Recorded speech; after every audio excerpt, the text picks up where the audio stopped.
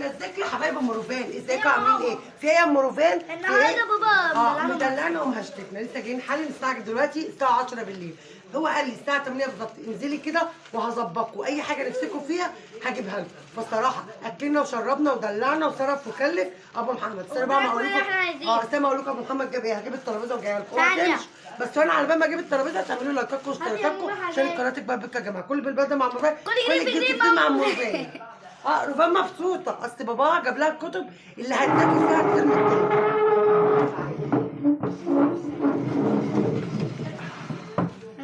كده مش باينه؟ استنى غيري لا ايدي والله ورمت.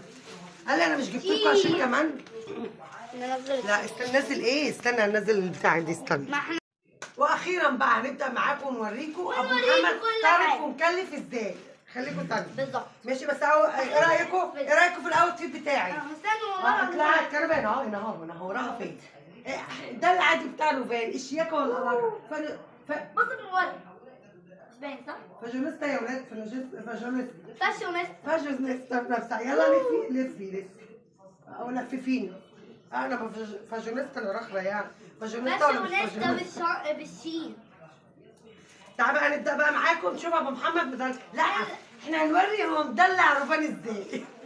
طبعا انا كنت جايبه لها كتابين الرياضه. لا كنت جايبه لها الرياضه واللغه العربيه. كتب غاليه والله. 205 كام دول يا ابو محمد؟ 260. دراسات وعلوم. طبعا بصي مدلعها قوي. ولا كانها خدت الاجازه. اهو بصوا اهو. خلاص ما هم عارفين. حطوهم في الكيس بقى حاجه كده. فين الكيس؟ وجاب لنا ايه؟ ده مدلعنا. طبعا كان جبت له كرنبيت بقاله فتره يا جماعه. ماشي. فجبت له كرنبيتايه دي ب 20 جنيه. طبعا مش عارفه انا اول مره ادوق الكرنبيت. الساعه 9 عمري ما دقت الكرنبيت. قال لك بقى نعملها يوم الخميس بقى بتنجان مقلي بقى وعليها بقى فلفل مقلي وبطاطس شيبسي. روفان من ساعه، بس هو بقالي كتير قوي ما عملتهاش. كتير مراحل كده. مدلعنا وماشي. كان نفسي في الكرنبيت والله. نجيب ايه تاني؟ جاب لنا موز. طبعا 2 كيلو موز. لنا ايه بقى كمان يا جماعه؟ 2 كيلو فراوله. الكيلو ب 20 جنيه. الصراحه ما هو جايبها عشان روفان. في راجل ضحك علينا وجاب لنا فراولايه. الكيلو ب 20 جنيه. طبعا هو اكيد عندكم ب 20 جنيه.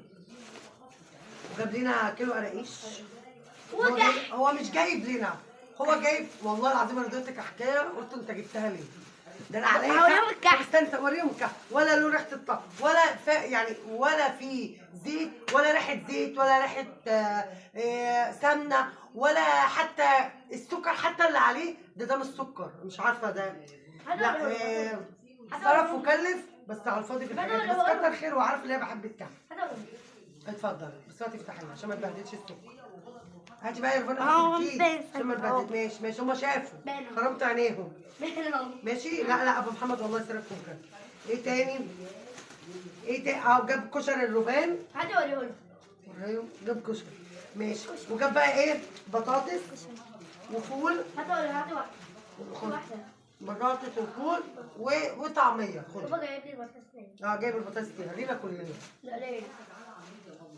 جاب حاجه تانيه؟ فدي الحاجات اللي ابو محمد اشتكنا لا ده كفايه ده غير اللي صرفوا علينا بره. لا والله العظيم يعني شويه حاجات كده يعني كنز. بس لا والله داخله على 1000 بحاجات بسيطه. ماشي. الحاجات دي هتحطها في الثلاجه. لا هناكلها كلها حالا.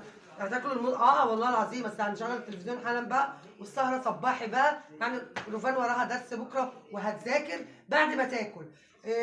فدي بقى نهايه المشتريات يا جماعه.